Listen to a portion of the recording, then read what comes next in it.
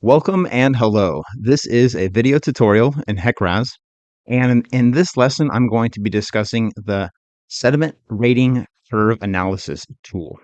So what I have on the screen here is the user's manual for HEC RAS. This particular page here is called the sediment rating curve analysis tool, and I will leave a link to this page in the video description. If your browser window is wide enough, you will see a side menu over here to the left. So what I'm going to be covering is the contents on this page as well as some of these other pages as well. All right, so what we have here is my HEC RAS. Typically with lessons, I'll have the model halfway built or fully built. But in this situation, what we're going to do here, you don't even need to build anything for your model. Go up to the Run menu, click on Hydraulic Design Functions, and then for type, right here, we want to select Rating Curve Calculator. All right, so when you do that, we get this interface for the Rating Curve Calculator, and this will be the interface we discuss when looking at our sediment rating curve data. What we're going to be covering is importing sediment data and then doing some analysis, which will include some of the controls you're seeing over here in this right menu, which is bias correction, piecewise linear regression, stationarity, temporal averaging and autocorrelation, as well as hysteresis. All right, so the first topic is importing the data. Before we can do any analysis, we need to actually add data. To do that, you're going to go up to the File menu and then click Import, or just hover over Import with your mouse, and then you get this submenu of different ways to import data. USGS Web Importer, USGS, /tab delimited, some CSV files, and clipboard. So let's talk about these real quick. If I go up to USGS Web Importer, now I need to specify a search term and a location. This is USGS data, so it's United States data. What you're seeing here in this dropdown are different states of the nation. So the example that they had is Nebraska and then the Missouri River. So if I type in Missouri and then click the arrow button over here, it'll do a search. And then what it's going to return here is a list of records in the USGS database based on my search terms, Missouri for Missouri River, and then Nebraska, which is in the state of Nebraska. So NE, I believe, represents Nebraska, or NEBR in this case. We have water quality samples here, and then we have load / I think it's concentration, and then gradation. Unfortunately, none of these values have records for load, sediment load, and gradation, which is what I was looking for. If we go back to the user's manual and then click on this importing sediment data, this is what I'm talking about right now. And then you go down and type in Missouri and Nebraska. Then they have a number of different records with data here, but I'm just not getting that. So I'm just going to have to wing it on this particular topic. And yes, if you scroll down, there's just nothing here for me right now. All right. Well, anyway, when you go ahead and click on a record, assuming that there is data, it gives you some information about that record. And then down below, you can download the data or you can import it. So what you do is just go ahead and import it, and then your data would be loaded into your HEC RAS and ready for analysis. All right. So that's one way. Another way is to go File, Import, and then I'm going to actually look at Clipboard first. So if you click on Clipboard, HEC RAS is going to actually read the contents on your clipboard. And at the moment, I don't have anything on my clipboard. But what I do have is an Excel file right here. So this is an Excel file where the 4 columns are date, time, flow, and load. And then below that, I have data for the date, time, flow, and load. So go ahead and insert some data like this if you want. By the way, if you're using numbers that are larger than 1000, you're going to want to remove the commas for CSV file import, data import a little bit later. Okay, so let's go ahead and just copy this. So I'm highlighting all the records, right click and copy. So I'm going to go over to the HEC RAS, again, file, import. This time I am going to click clipboard, and boom, it actually read the data and it was successful. If you're seeing this screen, then that's a successful clipboard data input. Otherwise, you'd get an error message. My data is load, not concentration. If it's concentration, just click that and then go ahead and click import. And then boom, here is my data. My data is showing up over here in a table on the left side where it shows the date, time, flow, and load. If it was actually concentration, you can convert that to concentration by clicking this orange button down here. And then that gets converted. So I'm going to just convert it back though.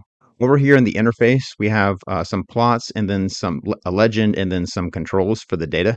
We're going to talk about this a little bit later in the lesson. I just want to finish up the different methods on how to import data. Okay, so what I'm going to do now is actually clear the data. We're going to bring this data back in using a different method now.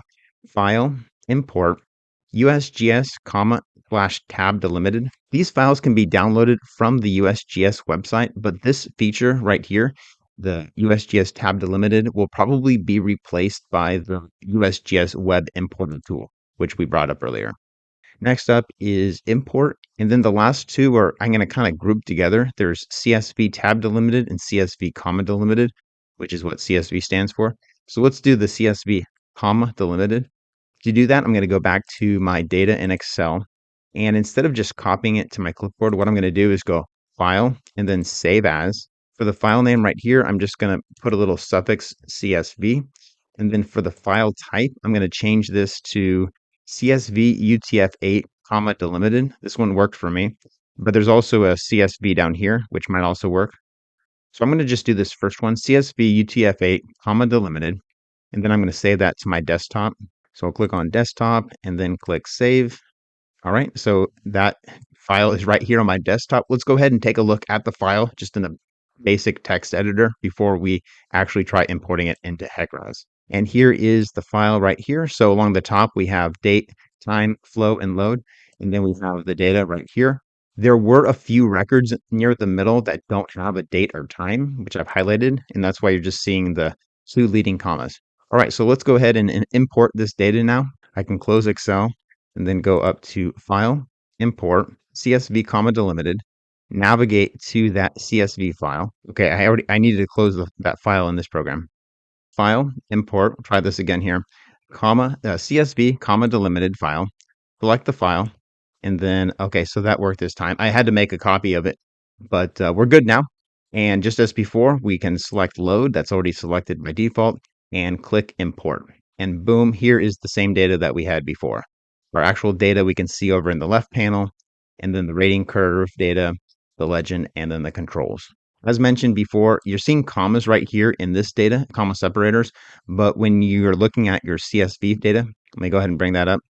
We don't want comma separators in these larger numbers because the commas themselves are reserved as delimiters for the different values. I believe if you want to import a comma in a CSV file, it needs to be escaped using double quotes. For the remainder of this lesson, I want to discuss the controls and the data, and then just sort of how this sediment analysis tool works. Starting off with the bias correction factors, we have the Dwan option and Ferguson.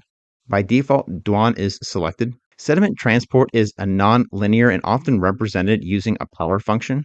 That the sediment load right here, that's on this vertical axis, equals a constant value, A, times the flow rate, which is on the horizontal axis, all raised to a different constant, B. So we have variables A and B that are coefficients that are calibrated to hopefully get a best fit curve here.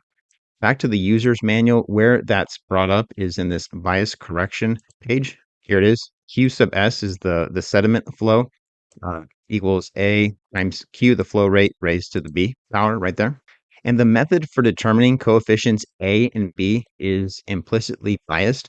So these bias correction factors by Dwan and Ferguson are meant to correct for that bias. So whichever bias you want to use, you just go ahead and click on that name, either by Dwan or Ferguson. And then the bias factor right here, it looks like it's 1.123 for Dwan and then 1.168 for Ferguson.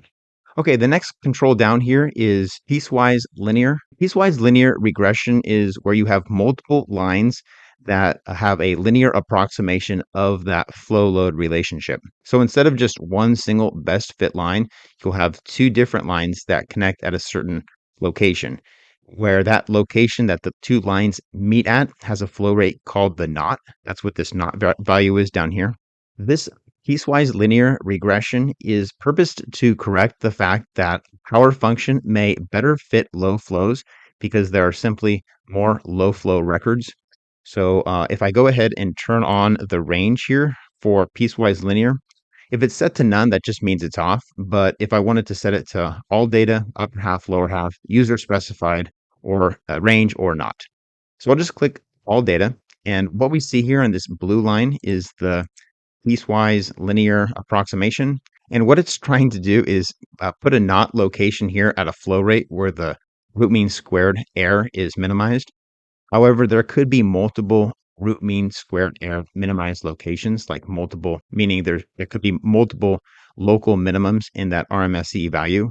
And for that reason, HEC RAS allows the user to specify different ranges to search from to put that knot location. So for instance, I believe this is already using the upper half because the knot is 42,585. So if I change it to upper half, upper half right there.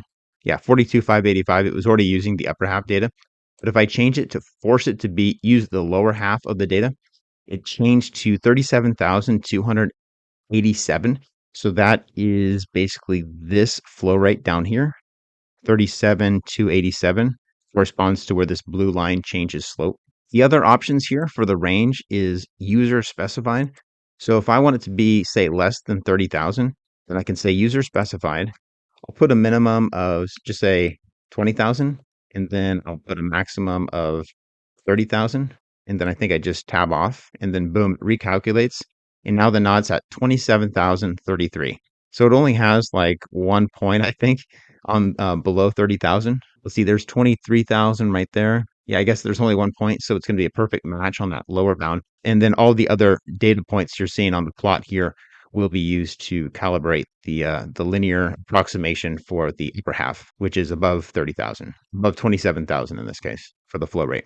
Okay, I know that's a little weird. You wouldn't actually see a shape like this. I think part of the problem is I just don't have enough data to really demonstrate all of these controls as well as I could, but the user's manual does have some better depictions with more data.